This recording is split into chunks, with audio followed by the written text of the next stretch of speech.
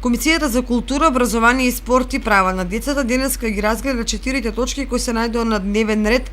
а меѓу нив беа и давање согласност за формирање паралелки со помал број на ученици во општинските основни и средни училишта за учебната 2018-2019 година, годишни програми за работа на општинските основни и средни училишта, како и барање согласност за поголем број на деца во воспитните групи од бројот на деца утврден со законот во воспитната 2018-2019 година.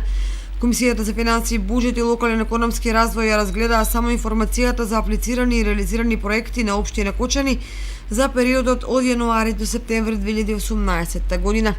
Комисијата за сообраќај, јавна безбедност и противпожарна заштита